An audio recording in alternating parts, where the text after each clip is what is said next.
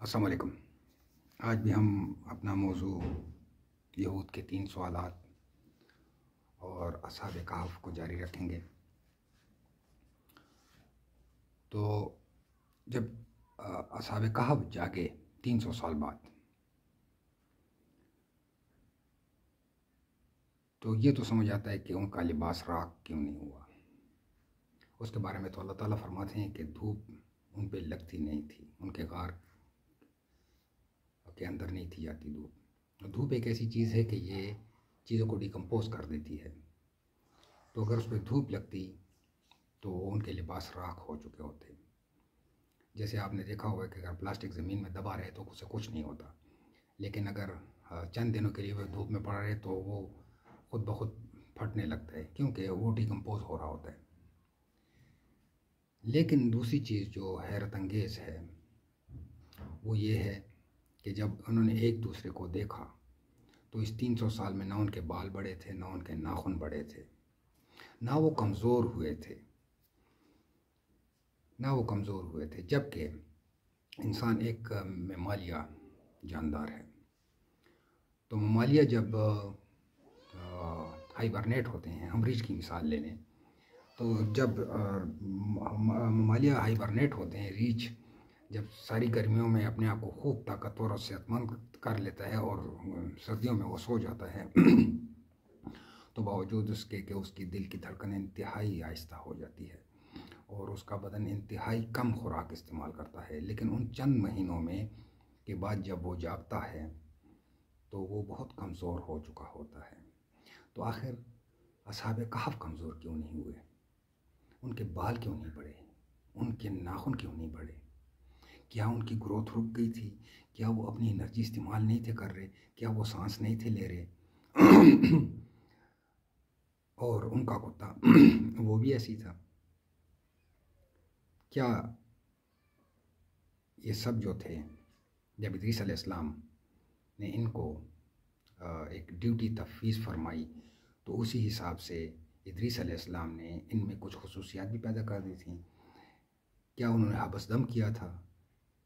کیا یہ حبس دم ان کی پہلی دفعہ تھا؟ لیکن قرآن پاک کی ان آیات سے پتہ چلتا ہے کہ یہ پہلی دفعہ نہیں تھا، کیونکہ جب وہ اپنے قوم سے بھاگے اور غار میں گئے تو فرمایا کہ اللہ ہمارے کام کی راہیابی میں ہمارے لیے آسانی پیدا فرما دے۔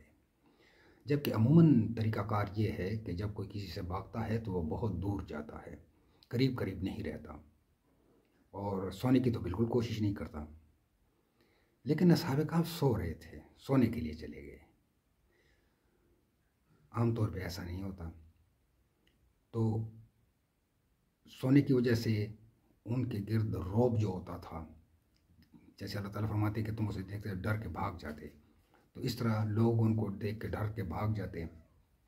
اسی رعب کی وجہ سے وہ سو جاتے تھے، اور یہ اس سے پہلے بھی سوئے تھے، اسی لیے آئے اور سونے کے لیے آ گئے۔ اور پھر دیکھیں کہ جاگنے کے بعد وہ پھر اٹھے، بازار گئے اور آ کے پھر غار میں سو گئے۔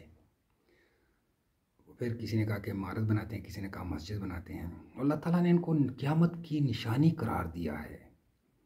حیرت انگیز بات یہ ہے کہ لوگ دیکھ لیں کہ قیامت آنے والی ہے، یہ تو قیامت کی نشانی ہے۔ اب ذرا ہم ادریس علیہ السلام کے دور میں چلتے ہیں۔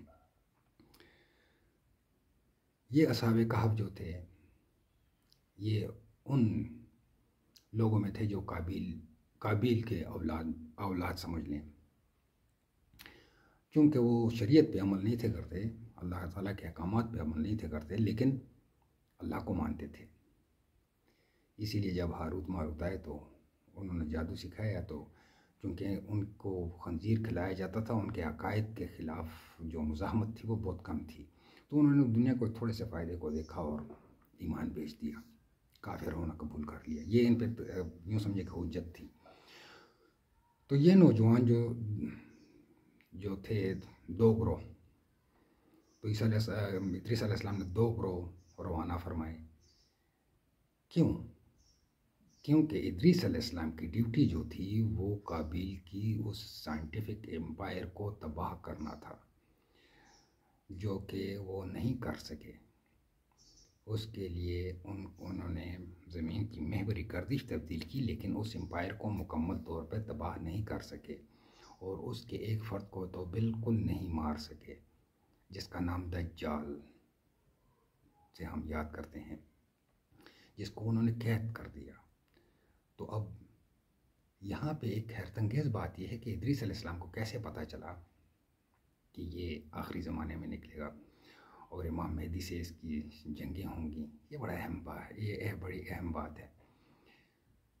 تو اس پہ آگے چل کے بات کریں گے ورنہ موضوع کٹ جائے گا۔ یہ سارے موضوع اصل میں آپس میں جڑے ہوئے ہیں، اس میں سے کوئی بھی موضوع جو ہے اس کو ہم نہیں چھوڑ سکتے، سارے موضوع بیان کریں گے۔ تو ادریس علیہ السلام نے ان دو گروہوں کو ادریس علیہ السلام نے کچھ خود بھی چینجز کی، ان میں کتا بھی ان کے ساتھ کر دیا۔ یہ کتا ان کی حفاظت کے لیے تھا، ان کے شکار کے لیے، جو کچھ بھی تھا، لیکن ڈی این اے موڈیفائڈ تھا، امورٹل تھا، اس لیے تو وہ 300 سال زندہ رہا۔ تو ان کو ادریس علیہ السلام نے رقیم دے کے بھیجا، کوئی ایسی لکھی ہوئی چیز۔ اب تو اب سب کو ہی پتہ ہے کہ اب تو ہم چھوٹی سی وہ میموری کارڈ میں کتنا ہم ڈیٹا سیو کر لیتے ہیں۔ تو وہ جو ترقی کی انتہا پہ پہنچ چکے تھے، انہوں نے آخر کتنی چھوٹی جگہ پہ اس کو سیو کیا ہوگا؟ اصحاب کہف و رقیم لکھی ہوئی چیز۔ تو اب آپ سوچیں، اس میں ٹارگیٹ کے راز بھی ہوں گے، اس میں وہ پوری ٹیکنالوجی بھی ہوگی۔ اب یہود سے مراد میری ان کے علماء اور احبار ہیں، جن کو شیاطین الانس کہہ لیں، ایلومنیٹیز کہہ لیں۔ وہ اس لیے جاننا چاہتے تھے کہ ان کو رزلٹ کا تو پتہ تھا کہ ہم نے مصنوعی روح بنا لی ہے، ان کو رزلٹ کا تو پتہ تھا کہ اس ٹارگیٹ کہیں ہے، لیکن ان کے پاس وہ ٹیکنالوجی نہیں تھی۔ وہ ٹیکنالوجی جو تھی وہ اس رقیم میں تھی، اس رقیم کو وہ حاصل کرنا چاہتے تھے تاکہ اپنی وہ ٹیکنالوجی اس کو بلڈ کر سکیں۔ پھر ان کے پاس وہ ٹیکنالوجی، جیسے میں نے اس دن بھی آپ کو مثال دی تھی کہ آئی فون کا سافٹ ویئر بن گیا تھا، یا کمپیوٹر 1830 میں اس کا ڈیزائن بن گیا تھا، لیکن 1940 تک اس کی ٹیکنالوجی نہیں تھی تاکہ کہ اس کو بنایا جاتا۔ تو ان کے پاس وہ چیز تو تھی، لیکن ان کو بنانے کا ذریعہ نہیں تھا، وہ ٹیکنالوجی نہیں تھی۔ اب وہ ٹیکنالوجی کس شکل میں ہے؟ کیا وہ میکینیکل فزکس میں ہے؟ میرا نہیں خیال کہ وہ میکینیکل فزکس میں ہو، وہ کوانٹم فزکس۔ اب کوانٹم فزکس کی بھی کون سی شاخ ہے؟ وی نیور نو، کیونکہ ہم ابھی تک جو کوانٹم فزکس سے ابھی اگر آپ دیکھ لیں تو کیا ہتھیار بنے ہیں؟ ریڈار بنے ہیں، یا لیزر گائیڈڈ بنے ہیں، یا ہیٹ سیکر بنے ہیں، یا انفراریڈ سیکر بنے ہیں، اسی طرح کی چھوٹی موٹی چیز، یا جیمر بنے ہیں۔ تو آخر وہ ہتھیار کس قسم کا تھا؟ اب یہاں پہ مجھے ایک آیت یاد آئی۔ اللہ تعالیٰ فرماتے ہیں کہ اور ہم نے لوہا اتارا، مطلب یہ کہ اس کائنات کا پروڈکٹ نہیں ہے، یہ کہیں اور سے آیا تھا،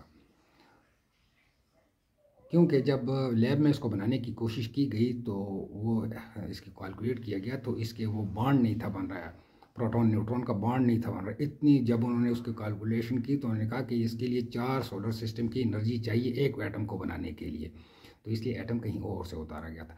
تو جس جہاں سے یہ ایٹم اتارا گیا تھا وہاں پہ اور بھی ایلیمنٹس ایسے ہوں گے جو ادریس علیہ السلام لے کے آئے تھے۔ کیا امام مہدی کو جو راتوں رات حاصل ہوگی، معرفت کا لفظ لکھا ہے، تو کیا وہ راتوں رات جا کے کوئی ایسا ایلیمنٹ لے آئیں گے جس سے وہ ان ساری قوتوں کو منجمد کر دیں گے؟ اور پھر دیکھیں کہ دجال کس قدر خوفناک فتنہ ہے، ساری دنیا پہ قبضہ کر لے گا یہ 439 دنوں میں، یعنی ہمارے جو موجودہ دن رات ہیں اس کے 439 دنوں میں ساری دنیا پہ قبضہ کر لے گا، لیکن امام مہدی سے لڑتا رہے گا، امام مہدی کو ختم نہیں کر سکے گا۔ کیوں؟ کیونکہ امام مہدی کے پاس بھی اس کے مقابلے کی ٹیکنالوجی ہوگی۔ امام مہدی شکست پہ شکست کھاتے جائیں گے، کیونکہ امام مہدی کے ساتھی شہید بھی ہوں گے، ٹھیک ہے، اس لیے ان کو علاقے چھوڑنا بھی پڑیں گے، جبکہ دجال ایک ایسی آفریت ہے کہ یہ سامنے ہو، اس کو گولی لگے، اس نے مرنا نہیں ہے اور اس نے مارنا ہے صرف، تو ریٹریٹ کرتے کرتے وہ دمشق کی مسجد تک آ جائیں گے۔ تو یہ وہ ٹیکنالوجی ان کے امام مہدی کے لیے ادریس علیہ السلام نے روانہ فرمائی۔ تو کل انشاءاللہ اس پہ بات کریں گے کہ آخر وہ ادریس علیہ السلام کو کیسے پتہ چلا کہ دجال عیسیٰ علیہ السلام اس کو قتل کریں گے؟ اس سے پہلے امام مہدی آئیں گے اور امام مہدی عیسیٰ علیہ السلام کے لیے راہ ہموار کریں گے اور وہ دجال سے بھی لڑیں گے، تو ان کے لیے وہ ٹیکنالوجی دی۔ اپنی رائے سے آگاہ کیجیے گا۔ السلام علیکم۔